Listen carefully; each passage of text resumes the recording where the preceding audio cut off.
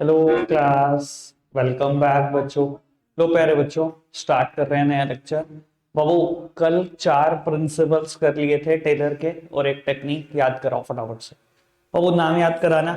Science not rule of thumb, harmony not Discord, mental revolution को बोलो ही ना, मैंने जब 4 बोल दिया तो। Cooperation not individualism, development of each and every person to his और हर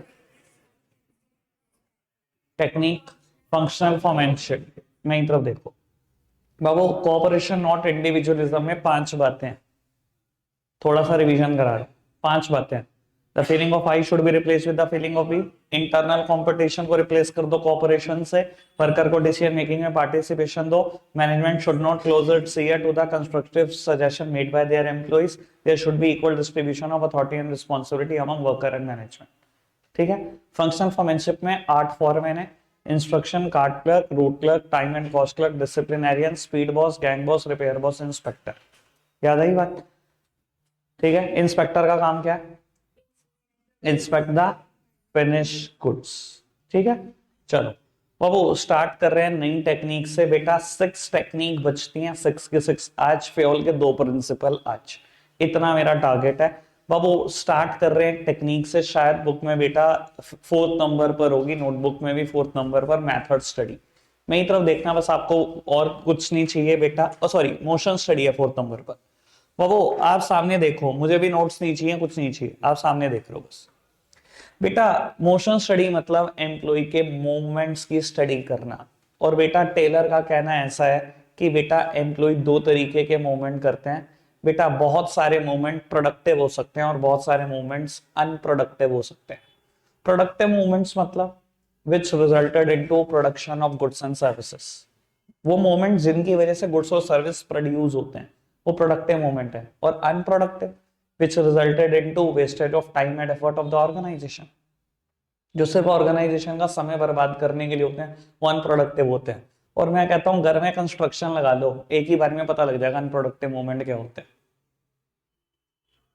5-7 मिनट खड़े हो जाओ लेबर के पास, 5-7 मिनट में ही एक आधा मिनट ऐसा खराब करेंगे तो घर बता भी रहा है क्या अनप्रोडक्टिव मूवमेंट होता है। ठीक है ना जी। और वो इधर उधर खड़े होके टाइम पास करने लगेंगे, गप्पे मारने लगेंगे बेटा। ठीक है ना, कुछ चीजों को होल्ड करके खड़े रहेंगे बहुत देर तक, सिर्फ इस इंतजार में कि वो टाइम बर्बाद कर सकें। अब मैंने कई बार देखा है बेटा, एक रो के पीछे एक रो, जैसे वो ईंट उठाकर चल रहे होते हैं। ठीक है ना, एक रो के एक पीछे एक रो। उनको ना बड़ा रिलैक्स है कि जब तक सामने वाला ईंट रखेगा नहीं, मैं साइड से जाके नहीं ईंट रखूंगा, मैं तो इसके पीछे पीछे रखूंगा। खड़ा रहेगा 20 सेकंड 30 सेकंड। तो बेटा ये सब टाइम बर्बाद करने की टेक्निक होती है इनके पास। ठीक है ना जी। बाकी वो तो है ही, जो है चैनी खैनी खाना और बीड़ी सिगरेट, वो तो सब चलता ही रहेगा जिंदगी में। ठीक है ना जी बेटा, ये सब अनप्रोडक्टिव मोमेंट है।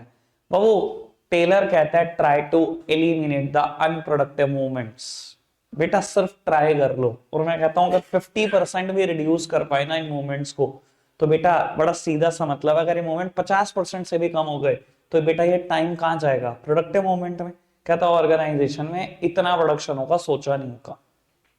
मतलब साइंटिफिक आदमी है ना, तो सोच भी वैसी है। सोचो तो सही, सोच कैसी है इस आदमी की। ठीक है ना। और बेटा अनप्रोडक्टिव मूवमेंट का हमेशा मेन बैच में एक एग्जांपल दिया है, शायद याद भी आ गया होगा। बेटा कई बार आप देखते हो एक टीचर है बेटा, जो क्लास 11th और 12th दोनों को ना इकोनॉमिक्स पढ़ाती है। ठीक है जी। ठीक है। अब वो पहला पीरियड उसका क्लास 11th में है, जो बेटा सेकंड फ्लोर पर है। और बेटा दूसरा पीरियड उसका क्लास 12th में है, जो कि ग्राउंड फ्लोर पर है।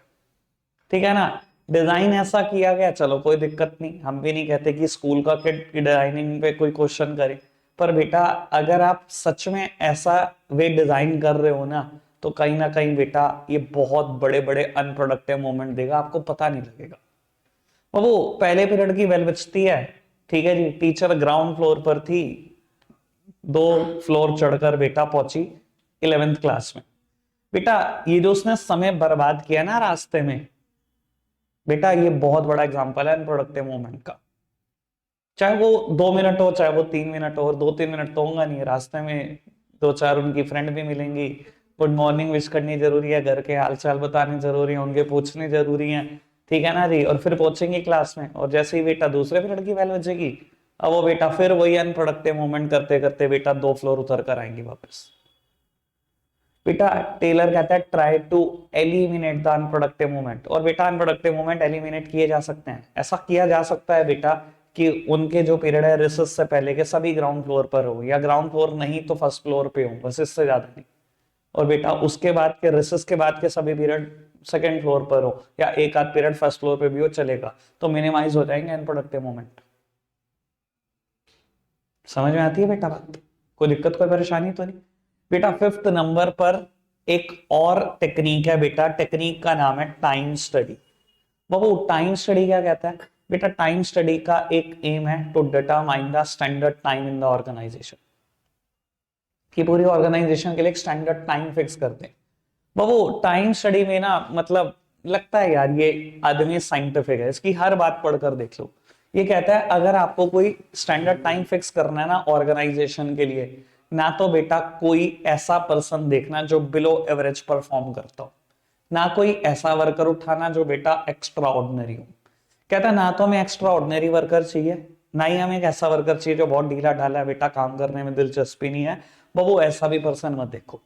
कहता है एक एवरेज वर्कमैन देखो और उसकी भी सेवरल रीडिंग्स लो और डिटरमाइन कर दो स्टैंडर्ड टाइम। बाबू इसने ये नहीं कहा कि एवरेज वर्कमैन को एक बार देखना है, कहता है टेक द सेवरल रीडिंग्स। यानी कि बेटा आज आप एक एवरेज वर्कमैन के पास बैठ गए, उसे पता भी नहीं है, स्टॉप वॉच लेकर बैठ गए, स्टॉप वॉच ऑन कर दी बेटा और देखा 1 घंटे में इसने कितना प्रोडक्शन किया। बेटा आपने देखा इसने 1 घंटे में ना 20 यूनिट बना दी। बाबू अब ये मत कर देना कि आज ही स्टैंडर्ड टाइम फिक्स हो गया 20, नहीं बाबू, सेवरल रीडिंग्स लो, अभी तो इसको ऑब्जर्व करो एक आध हफ्ता। बेटा नेक्स्ट डे आप फिर बैठ गए, आपने देखा बेटा आज 21 बनाई है, उससे नेक्स्ट डे फिर बैठ गए, आपने देखा आज 19 बनाई है। बेटा एवरेज वही प्रोडक्शन आ रहा है लगभग 20, ठीक है ना जी। और पूरे हफ्ते आपने ऑब्जर्व किया, एक वीक ऑब्जर्व कर लिया और देखा बेटा कि एवरेज प्रोडक्शन 20 के आसपास ही है। बाबू determine it to be the standard time for whole of the organisation. अगर एक एवरेज वर्कमैन बहुत सारी रीडिंग के बाद भी यही आउटपुट दे रहा है ना, तो बेटा बिलो एवरेज को भी इतना तो परफॉर्म करना पड़ेगा और एक्स्ट्रा ऑर्डिनरी इतना आराम से कर सकता है। ये स्टैंडर्ड टाइम है ऑर्गेनाइजेशन में। फिक्स करने का तरीका समझ में आया कैसे फिक्स करना है? देखा साइंटिफिक आदमी की सोच, ठीक है जी। बाबू motion study done, time study done, इतना ही सिंपल है। बेटा मेथड स्टडी, वैसे मेथड स्टडी का ना बहुत ज्यादातर लेना देना तो बेटा प्लानिंग के साथ है, पर प्लानिंग मैंने अभी रिवीजन में नहीं कराया, पर कुछ कुछ याद आ जाएगा आपको अगर याद हो प्लानिंग प्रोसेस के बारे में। तो टेलर कहता है एक काम को करने के ना बहुत सारे तरीके हो सकते हैं, and choose the best out of it. बाबू मुझे यहां से घंटाघर जाना है, एक रास्ता नहीं है, चार पांच रास्ते हो सकते हैं। बेटा choose the best out of it. बाबू टेलर का कहना सिंपल सा, आपको बेस्ट मेथड सेलेक्ट करना है। And what is best? बेटा बेस्ट क्या होता है ये भी बेटा उसने बता दिया, कुछ पैरामीटर पे बेस्ट क्या होता है। बेटा बेस्ट मेथड हमेशा वो होता है जो बेटा आपका प्रॉफिट मैक्सिमाइज करे, दैट मींस आपकी कॉस्ट को मिनिमाइज करे, दैट मींस जो क्वालिटी ऑफ प्रोडक्ट इंप्रूव करे, जो बेटा कस्टमर सेटिस्फेक्शन इंप्रूव करे, जो बेटा रियलिस्टिक है, फिजिबल है। ये सब कैरेक्टरिस्टिक बेस्ट मेथड की। सुन लो बेटा मैं दोबारा बोल देता हूं, कोई जल्दी नहीं है। बेस्ट मेथड क्या होता है? जो बेटा प्रॉफिट मैक्सिमाइज करे, कॉस्ट ऑफ प्रोडक्शन को कम करे, जो कस्टमर सेटिस्फेक्शन एनहांस करे, क्वालिटी ऑफ प्रोडक्ट एनहांस करे, जो मोस्ट फिजिबल मोस्ट रियलिस्टिक है। देखो मैं आपको याद करा देता हूं, अगर मेन बैच वाले बच्चे सुन रहे हैं तो कोई दिक्कत नहीं, एक बार वो एग्जांपल रिपीट हो जाना चाहिए जो मैं प्लानिंग में देता हूं हमेशा। तो मेरी ऑर्गेनाइजेशन को सेल बढ़ानी है 20% से, तो मान लो 20% से सेल बढ़ानी है। सेल बढ़ाने का कोई एक रास्ता होता है क्या? बहुत सारे रास्ते हो सकते हैं। बाबू मैं हमेशा एग्जांपल देता हूं आपको, ऐड कर लो। अगर आप एक्सेसिव ऐड पे पैसा खर्चोगे तो पक्का सेल कुछ ना कुछ पक्का बढ़ेगी। बाबू एक और रास्ता हो सकता है, बेटा पर्सनल सेलिंग एफर्ट डाल लो, सेल्समैन इकट्ठे कर लो, गली गली मोहल्ले मोहल्ले भेज दो, तब भी सेल बढ़ने की पूरी उम्मीद है।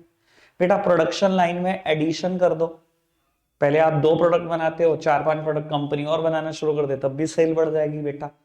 वो डिस्काउंट ऑफर करना शुरू कर दो रेगुलर बेसिस पे, कुछ ना कुछ सेल तब भी बढ़ जाएंगी। मैंने 4 मेथड बता दिए, एक काम को करने के 4 मेथड बता दिए, choose the best out of it. चारों तो नहीं लगाए जा सकते, choose the best out of it.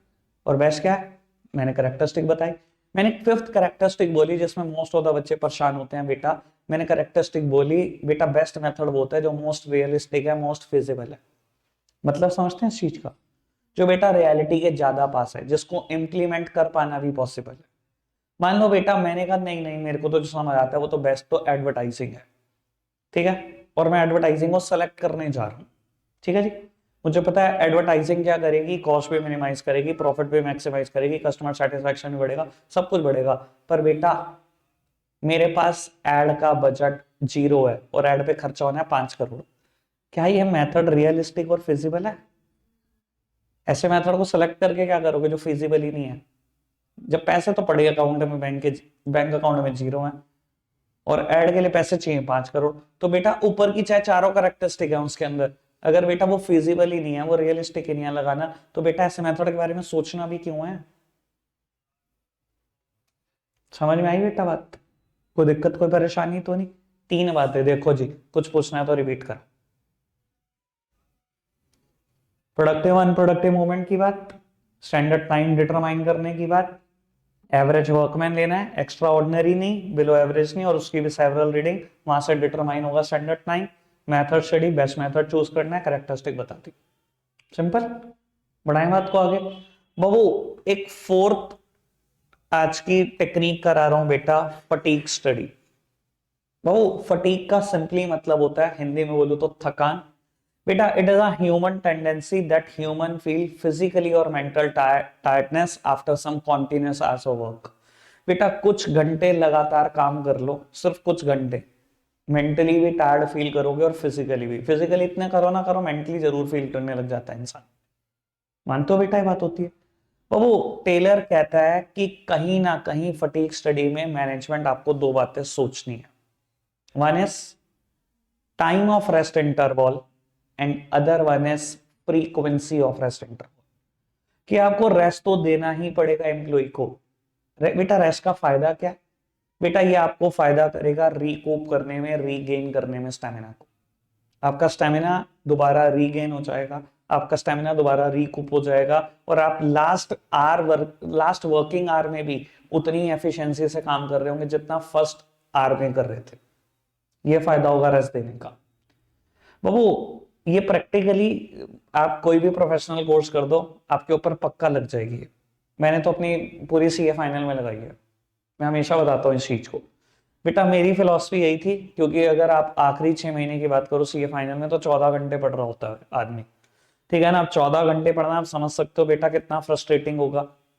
मैं हर एक घंटे में से ना, मतलब शुरू के तो 3-4 घंटे तो मैं रेगुलर सिटिंग देता था, अर्ली मॉर्निंग उठता था तो 3-4 घंटे तो हिलता ही नहीं था। मेरी पहली सिटिंग बहुत खराब, मतलब लोगों के लिए बहुत खराब, मैं तो 4 घंटे नहीं हिलता था, पहली सिटिंग तो बहुत ही तगड़ी। उसके बाद वो हर एक घंटे में से 55 मिनट पढ़ना है, 5 मिनट रेस्ट करना है। और मैं मतलब अपना स्टेमिना रीगेन रिकूप कैसे करता था, वो 5 मिनट मुझे म्यूजिक चाहिए, ठीक है ना जी। मुझे लगता था कि वो मेरे को रिकवर कर सकता है। बेटा मैं लास्ट आवर में भी उतनी एफिशिएंसी से पढ़ रहा होता था, मेरा आउटपुट उतना ही आता था जितना मेरा फर्स्ट आवर में आता था। और मैं बता देता हूँ बेटा, मेरे सामने कोई भी एक ऐसा आदमी बिठा देना जो पूरे 14 घंटे पढ़े, पूरे 14 घंटे विदाउट अ ब्रेक। ध्यान रख लेना, मैंने कितना रेस्ट लिया, शुरू के 4 घंटे में कुछ नहीं लिया, और अगले 10 घंटों में हर में 5 मिनट का रेस्ट लिया है। वो एवरेजली मैंने 1 घंटे का रेस्ट ले लिया, ठीक है। मैंने 14 में से 13 घंटे पढ़ाई करी, ठीक है, उसने पूरा 14 करी। देख लेना मेरा आउटपुट ज्यादा होगा। बाबू जब आप रेस्ट नहीं लेते ना, तो आपको ये जरूर लगता है कि आप काम कर रहे हो जी, काम कर रहे हो, आप प्रैक्टिकली वो आउटपुट आधे घंटे का भी नहीं दे रहा होता, काम कर रहा, ठीक है ना। इतना ह्यूमन फिजिकली और मेंटली टायर्ड हो जाता है सिर्फ कुछ ही घंटे के बाद, कि वो आउटपुट देना बंद कर देता है। इंसान को तो लग रहा होता है काम कर रहा होता है, अच्छा कंप्यूटर पे बैठा हुआ है जी, टाइपिंग कर रहा है जी, अच्छी कर रहा है। सर इतनी टाइपिंग ना वो पहले आधे घंटे में ही कर लेता है जितनी अब वो 1 घंटे में कर रहा है। समझ में आई बेटा बात? कोई दिक्कत कोई परेशानी तो नहीं इस बात पे? तो रेस्ट क्यों जरूरी है मैंने इस चीज के बारे में बता दिया आपको, ठीक है ना, ताकि आपका स्टेमिना रीगेन होता रहे, बार बार रीगेन होता रहे, उसी एफिशिएंसी से काम करते रहो जितना फर्स्ट आवर में कर रहे थे, ठीक है जी। फटीग का मतलब क्लियर, ऑल ओके। बढ़ाएं बात को आगे। बाबू एक लास्ट टेक्निक है, मुझे पेपर बनाना हो मैं पक्का दूं, कंफर्म्ड। मुझे सारी टेक्निक में से सबसे अच्छी टेक्निक लगती है बेटा, फंक्शनल फॉर्मेनशिप से भी अच्छी, डिफरेंशियल पीस विद सिस्टम। ठीक है ना जी बाबू, डिफरेंशियल पीस विद सिस्टम। एक चीज और बाबू, कल जब हमने इंट्रोडक्शन दिया था ना, तब एक बात बोली थी कि 10% जगह पर, 90% जगह पर तो फ्योलो टेलर एक जैसी बात करेंगे, 10% जगह पर ये अलग अलग बात करेंगे। तो जब अलग अलग बात करेंगे, जब हम फ्योल पढ़ लेंगे बेटा, फ्योल के सभी प्रिंसिपल, तो मैं बताऊंगा जरूर, ध्यान रखना, वहां पर डिफरेंशियल पीस पेज का भी बात आएगी और फंक्शनल फॉर्मेनशिप की भी बात आएगी। बाबू डिफरेंशियल पीस वेज सिस्टम, लो जी समझते हैं बेटा क्या है ये टेक्निक।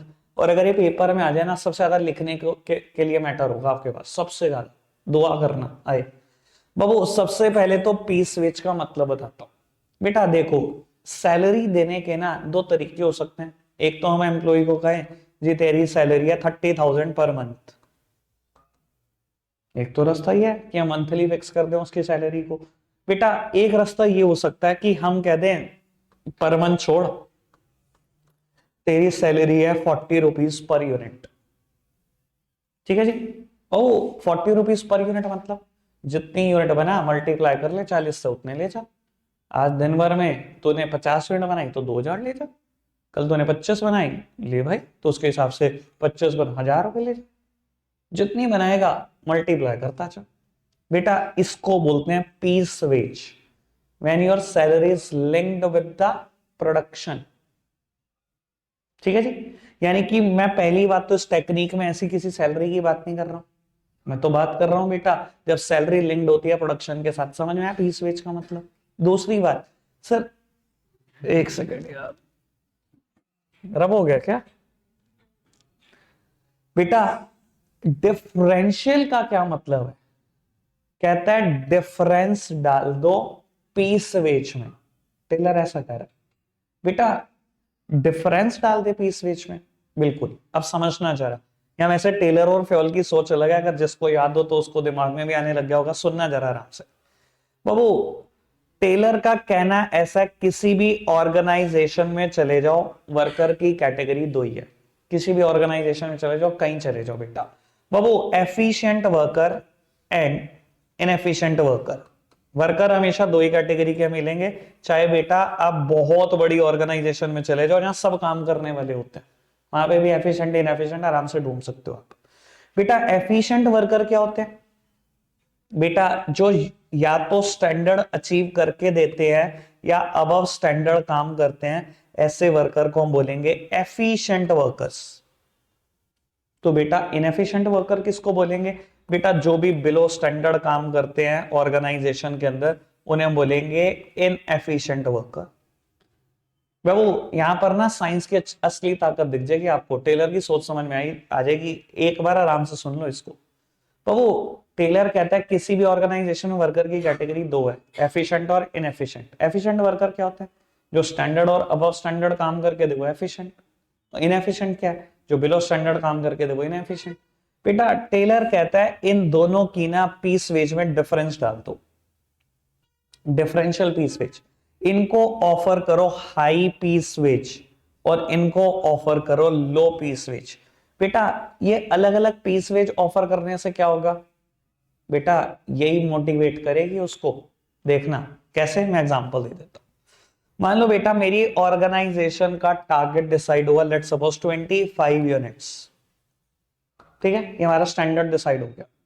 बाबू हाई पीस वेज डिसाइड हुई, हाई पीस वेज डिसाइड हुई 200 पर यूनिट, लो पीस वेज डिसाइड हुई 150 पर यूनिट। ठीक है जी। एक पर्सन जिसने स्टैंडर्ड अचीव किया, उसने ना पूरी 25 यूनिट बनाई एग्जैक्ट। इस वर्कर को क्या बोलूं, एफिशिएंट और इनएफिशिएंट? क्यों एफिशिएंट बोलूं? क्योंकि एफिशिएंट वर्कर होते हैं चाहे वो स्टैंडर्ड अचीव करके दें चाहे वो अबव स्टैंडर्ड काम करे, वो एफिशिएंट। और एक पर्सन जिसने 24 यूनिट बनाई, उसे क्या बोलूं, इनएफिशिएंट। एफिशिएंट वर्कर को क्या ऑफर करना है? High piece wage. बेटा मैंने इसको हाई पीस वेज दी, 200 रुपए पर यूनिट के हिसाब से पे करना है। बेटा मैंने सिर्फ 200 रुपए पर यूनिट के हिसाब से पे करना है। और इसको बेटा क्योंकि ये इनएफिशिएंट वर्कर है, इसको मिलेगी लो पीस वेज। बेटा इसको मिले दिन भर में 5,000 रुपए, इसको दिन भर में मिले 3,600 रुपए। अब सुनना काम का कंक्लूजन। बेटा failure to meet the target by just 1 unit result in a total loss of 1,400 to him. 1 unit तो कम बनाई, कितना नुकसान हो गया? 1,400 रुपए का एक दिन में नुकसान, 1 यूनिट कम बनाने पर। वो एक दिन अगर इसने कर दिया ना, तो अगले दिन ना पता क्या सोचेगा, कुछ भी ना करूं मैं, लेकिन स्टैंडर्ड तो अचीव करके जाऊंगा। 1 यूनिट और बना लेता तो 1,400 रुपए मिलते आज। सोच समझ रहे हो उस आदमी की, कैसे स्टैंडर्ड अचीव करा रहा है? सिर्फ 1 यूनिट कम बनाने पे 1,400 का लॉस। और एम्प्लॉय लेवल पे आप समझ सकते हो 1,400 रुपए कितने वैल्यू करते होंगे। समझ में आ रही है बेटा बात? क्लियर है? तो बेटा डिफरेंशियल पीस वेज सिस्टम हर हाल में मोटिवेट करता है एम्प्लॉय को कि कुछ भी करो स्टैंडर्ड जरूर अचीव करो। स्टैंडर्ड नहीं करोगे तो बहुत बड़ा लॉस होगा। क्लियर बाबू? कोई दिक्कत कोई परेशानी तो नहीं बाबू? एक और टेक्निक आती है, टेक्निक का नाम है बेटा standardisation and simplification of work.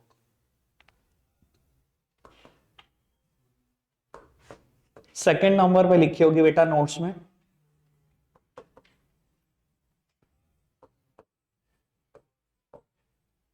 लो बेटा समझना जरा बाबू, दो बातें हैं अलग अलग है, ठीक है? वर्ड और नहीं लिखा, एंड लिखा, दोनों का मतलब समझो आराम से। बेटा कहता है standardisation and simplification of work. पहले मैं चर्चा सिंप्लीफिकेशन की करता हूं, फिर स्टैंडर्डाइजेशन की। बेटा सिंप्लीफिकेशन का क्या मतलब है? बेटा टेलर का कहना ऐसा है कि बेटा हर अनवांटेड चीज को एलिमिनेट कर दो, ऑर्गेनाइजेशन से खत्म कर दो। बाबू एक कंपनी है, अपना प्रोडक्ट निकालती है बहुत सारे साइजेस में, एक कंपनी अपना प्रोडक्ट निकालती है बहुत सारे प्राइसेस में, एक कंपनी अपना प्रोडक्ट निकालती है बहुत सारी वैरायटीज में, एक कंपनी है 2-3 फैक्ट्रीज से ऑपरेट करती है बेटा। लेकिन उसका कहना पता है क्या है? बड़ा सिंपल सी बात बोलता है टेलर, अगर कोई चीज भी अनवांटेड लग रही है ना आपको, या लॉस लॉस मेकिंग लग रही है, उसे बेटा खत्म कर दो। उसकी ऑर्गेनाइजेशन में जरूरत नहीं है, बस आपको ही लग रहा होता है जरूरत है। तो वो मैं कहता हूं लैक्मे क्रीम बनाता है, ठीक है ना बाबू? उस क्रीम को बहुत सारे प्राइजेस में निकालता है, बहुत सारे साइजेस में निकालता है बाबू। 99 से वो क्रीम शुरू होती है, 99, एक वेरिएंट है उसका 399, एक वेरिएंट है 699, एक है बेटा 999। बेटा 999 वाला है ना, बिकता नहीं है बेटा। डॉक्टर ने बोला जबरदस्ती है चलाना, नहीं बिक रहा। एक साल देख लिया नहीं आ रही सेल, अगले साल देख लिया नहीं आ रही सेल, वो हमेशा लॉस देता है, बाकी तीनों प्रॉफिट देते हैं। बेटा किसने कहा जबरदस्ती है उसको चलाना? टेलर कहता है सिंप्लीफाई योर वर्क। अनवांटेड चीज है, हमेशा लॉस देती है, हटाते क्यों नहीं हो? कहता है हटा दो इसको, बिल्कुल हटा दो ऑर्गेनाइजेशन से। बाबू आप एक पफ बनाते हो, नटखट हो आप बेटा, एक येलो वेरिएंट और एक ब्लू। ब्लू बिकता नहीं है, डॉक्टर ने कहा है क्या चलाना ही है, जबरदस्ती है क्या? नहीं बिक रहा, 2 साल ट्राई कर ली, लॉस में है बेटा, बंद क्यों नहीं कर देते? अनवांटेड चीज है, चीजों को सिंप्लीफाई क्यों नहीं रखते?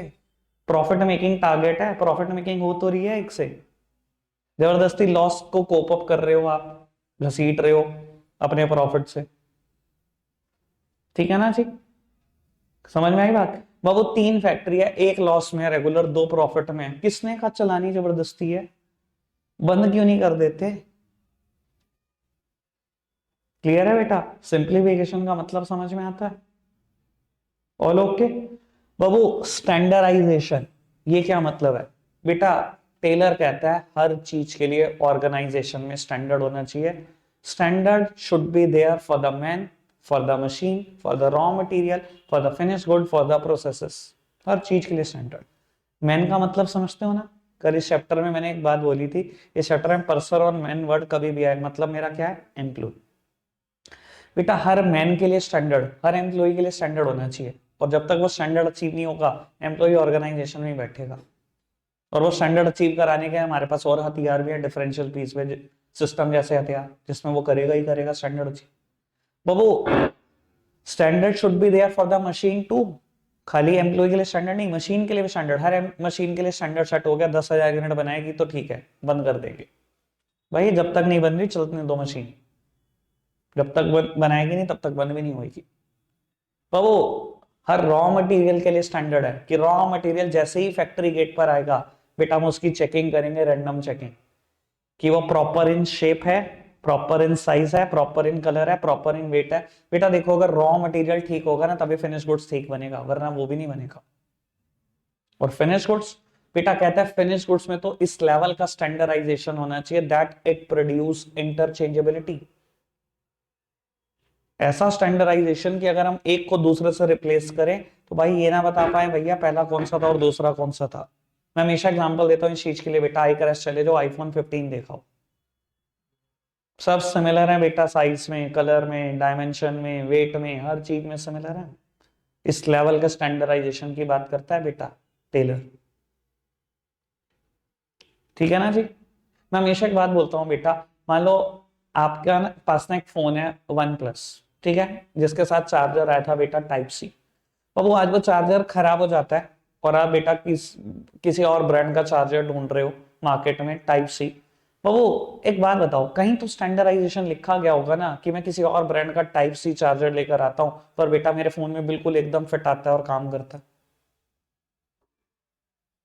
आज बेटा मैं बोलता हूँ मुझे नहीं पता ये कौन सी कंपनी का होल्डर लगा है, पर बेटा इसका बल्ब खराब हो जाता है, मैं किसी पता नहीं किसी कंपनी का उठा लाता हूँ बल्ब, फिलिप्स का, ठीक है ना, या और कोई कंपनी हैवेल्स का, और बेटा मैं अगर इस होल्डर में प्लेस करता हूँ तो इजीली प्लेस हो जाता है। तो सर कहीं तो कोई स्टैंडर्डाइजेशन लिखा ही गया होगा ना। क्लियर है बेटा बात, समझ में आती है। बाबू टेलर के प्रिंसिपल खत्म हो जाते हैं। बाबू मेरी चर्चा अब फ्योल के प्रिंसिपल पर है। बेटा फ्योल एक प्रैक्टिशनर रहा है, खुद मैनेजर रहा है, तो उसने ह्यूमन बिहेवियर 20-25 साल ऑब्जर्व किया और अपनी ऑब्जर्वेशन पर प्रिंसिपल दिए जो उसने देखा कि एम्प्लॉय कैसा बिहेव करता है।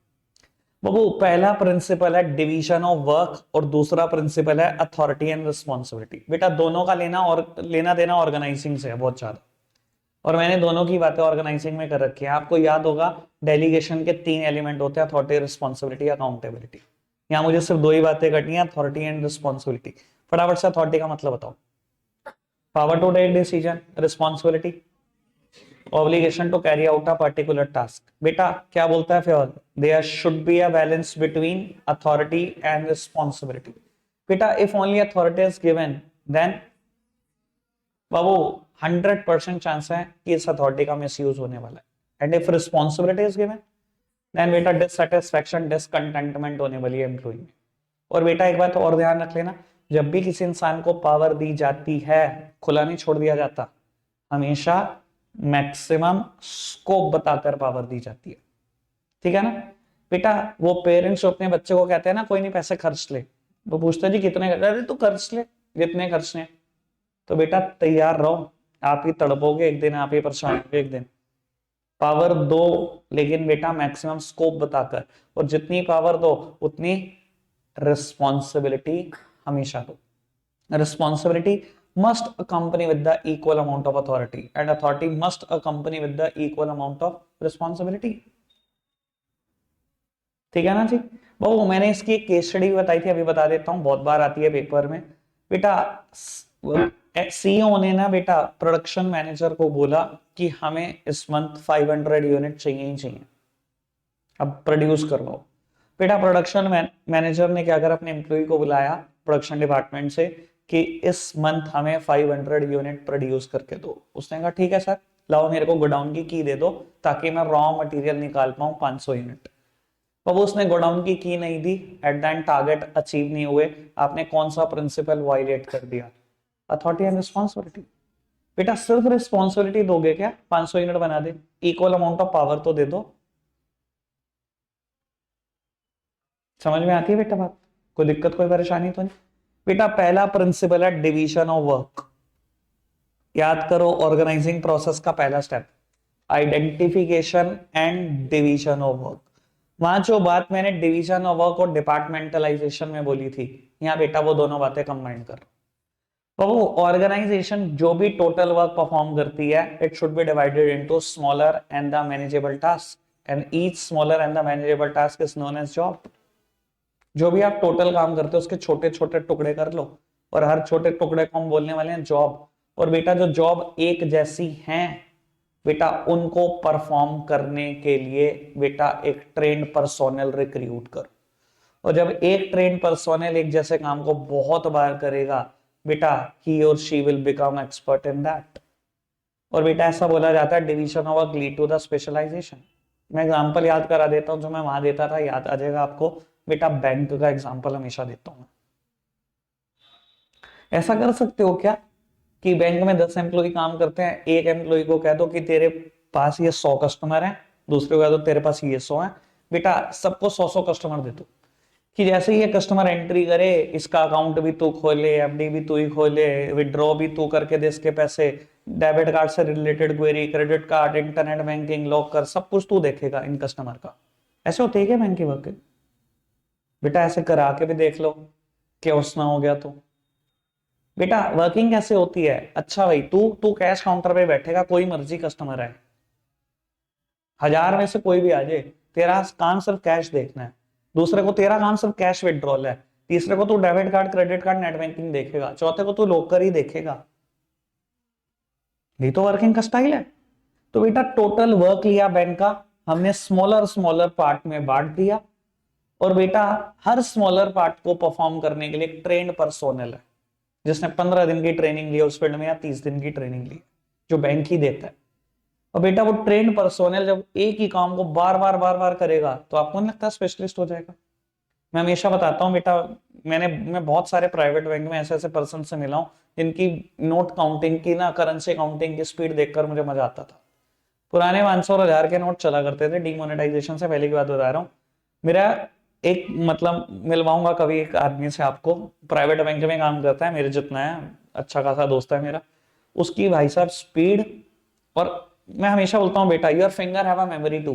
पता है आपको, मेमोरी खाली बेटा यहां से नहीं होती, हमारे हाथों की भी होती है, हमारी उंगलियों की भी होती है। वो इंसान इतना खतरनाक था, बात करेगा आपसे, करेंसी गिन रहा है, ये नकली, आंखें बंद करके बता देता था 500 का नोट नकली है, उसकी उंगलियां बता देती थी उसको, इतनी मेमोरी थी उसकी, और इतनी स्पीड पे गिनता था नोट, आप देख के कहोगे भाई मजा आ गया। सर ये होता है स्पेशलाइजेशन। जब एक ही काम आपने 1.5 साल करा है, कुर्सी पर बैठकर नोट ही गिने हैं रोज बेटा, कहीं करोड़ों में पैसे गिने हैं, तो कैसे नहीं होगी स्पीड? पर मैं एक बात हमेशा बोलता हूं बेटा, बाबू principles of management exact result नहीं देते। कल बोली थी ना बात इंट्रोडक्शन में, प्रिंसिपल ऑफ साइंस बड़े एग्जैक्ट रिजल्ट देते हैं। बेटा वाटर 100 डिग्री सेल्सियस पे बॉईल करो तो वो इवेपोरेट हो जाए, तो इवेपोरेट हो जाता है, दुनिया के किसी कोने में चले जाओ यही रिजल्ट आएगा। ठीक है ना, प्रिंसिपल ऑफ साइंस है। सर कहते हैं division of work leads to the specialisation, पर मैं आपसे एक बात पूछूं, क्या डिवीजन ऑफ वर्क हमेशा स्पेशलाइजेशन में रिजल्ट करेगा? नहीं बेटा। देखो एक काम को करने से ठीक है, आपने 1.5 साल करा, 2 साल करा, स्पेशलाइजेशन हो सकता है, पर बेटा ऐसा नहीं हो सकता। जब एक ही काम को बार बार करो तो कई बार ऐसा भी हो जाता है इंसान बोर हो जाता है, और बोर होने की वजह से उसकी एफिशिएंसी गिर जाती है। यही बिजनेस स्टडीज का सिलेबस एक साल में 2 बार कराता हूं मैं, कुछ कुछ चैप्टर एक साल में 3 बार। ठीक है ना, एक साल में 3 बार, और पिछले 11 साल से करा रहे हो, 33 बार करा चुके हो। सर ऐसा नहीं लगता कभी एफिशिएंसी ना ही बढ़े बल्कि बोर ही ना होने लग जाए? हमेशा डिवीजन ऑफ वर्क स्पेशलाइजेशन में रिजल्ट नहीं करेगा। हर ह्यूमन बिहेवियर अलग है बेटा, इतने एग्जैक्ट रिजल्ट नहीं दे सकते प्रिंसिपल्स ऑफ मैनेजमेंट, ध्यान रखना। ठीक है जी, रखते आज के लिए इतना ही है, बाय बाय।